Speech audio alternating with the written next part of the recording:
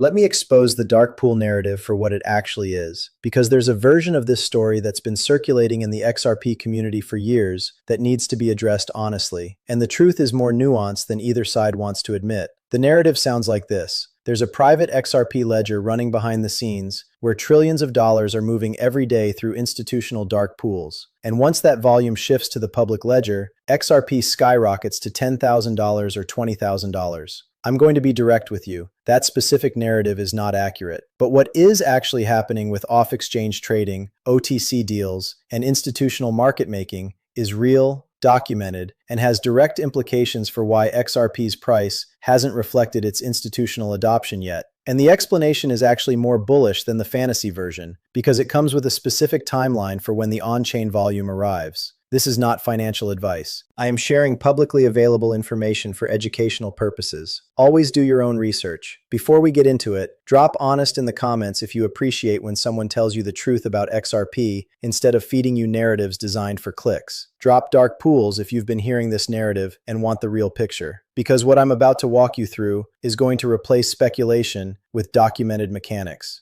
Welcome back. I am the Calm Analyst. Around here we deal in facts, not fantasy. Today we're exposing the dark pool narrative, explaining what OTC deals actually look like for XRP ETFs, walking through the David Schwartz quote that explains why 300 bank partners haven't produced on-chain volume yet, and covering the amendments that just went live that change that equation entirely. Let's get into it. Let me start with what dark pools actually are. Because the term has been used so loosely in the XRP community that most people don't understand what they're referring to. A dark pool, in traditional finance, is a private exchange where securities are traded outside of public markets. They exist to minimize market impact and reduce costs for institutional players making large transactions. When Morgan Stanley announces they're turning on their dark pools to support tokenized equities by end of 2026, they're describing a real, regulated institutional trading venue, not a secret ledger, not a hidden network, a private exchange. In crypto, the equivalent is OTC desks. Over-the-counter trading, where large buyers and sellers execute deals directly with market makers without placing orders on public exchange order books. This is how institutional crypto transactions actually work. Matt Hogan from Bitwise explained exactly how his company purchases XRP for their ETF. When they get $100 million in inflows, they go to 7 major institutional market makers: Jane Street, Susquehanna, Goldman Sachs, Macquarie Bank. They request the best price on $100 million of XRP. The market makers compete. Bitwise selects the best offer. The market maker then goes into the market and buys the XRP off the exchange. Then they send it to Bitwise's custodian. That entire process happens off the public order book. The $100 million in buying doesn't show up as a single market order on Coinbase or Binance. It gets absorbed through the OTC desk, distributed across market makers, and delivered to custody without creating the kind of visible price impact that retail expects. This is why XRP ETF inflows don't always move the price the way people expect. XRP just dominated weekly ETP inflows with $120 million, the largest since December 2025, accounting for over 50% of total net weekly inflows at $224 million.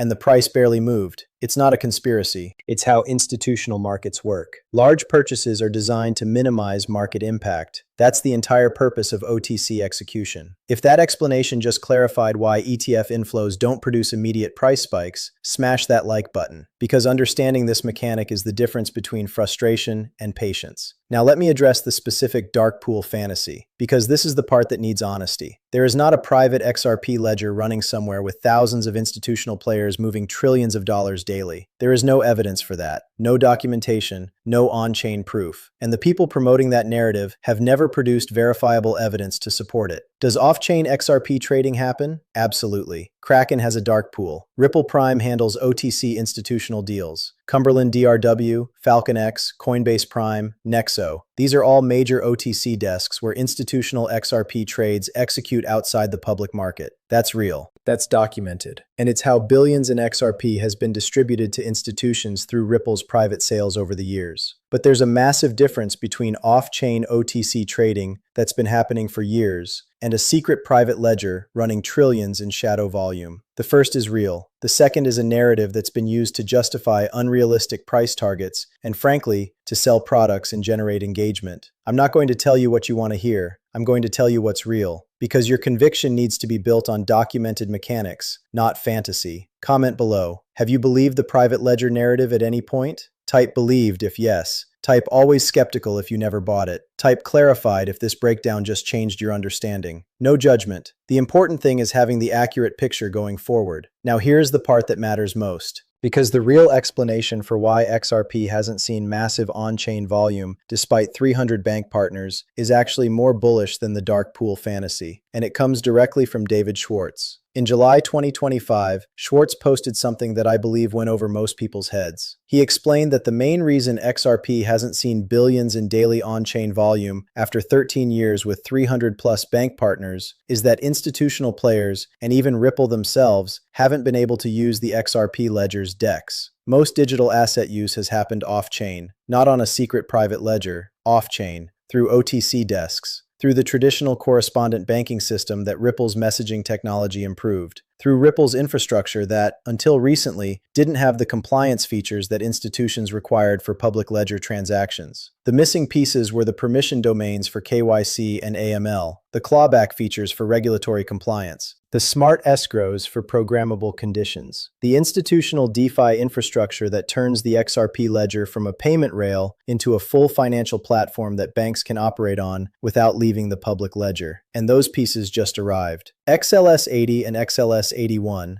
permission domains and permissioned DEX on the XRP ledger, allowing fully compliant trading, lending, and settlement on-chain. Banks can now know who's on the other side of every transaction. The compliance gap that kept institutional players off the public ledger has been closed. XLS 100, Smart Escrows, just went live. Programmable escrows using WebAssembly-based conditions, notary approvals, compliance holds, Oracle-based execution, full on-chain logic on the XRP ledger for the first time. This changes everything for institutional use cases like trade finance, collateral management, and structured settlements. XLS 66, native XRP lending, currently in validator voting, single asset vaults, fixed term, fixed rate loans, automated repayments, zero knowledge proofs for confidentiality. Every single amendment that was needed to enable institutional use of XRP on the public ledger is either live or in the final approval stages. The obstacles that Schwartz identified, the reason why 300 bank partnerships hadn't translated into on-chain volume, those obstacles are being removed right now. And this is where the dark pool narrative accidentally gets something right, even if for the wrong reasons. There has been institutional XRP activity happening off-chain for years, through OTC desks, through private settlements, through Ripple's infrastructure. That activity hasn't appeared on-chain because the public ledger didn't have the compliance features institutions required. Now it does. Permission domains are live. Smart escrows are live. The permission DEX is available. The compliance infrastructure exists.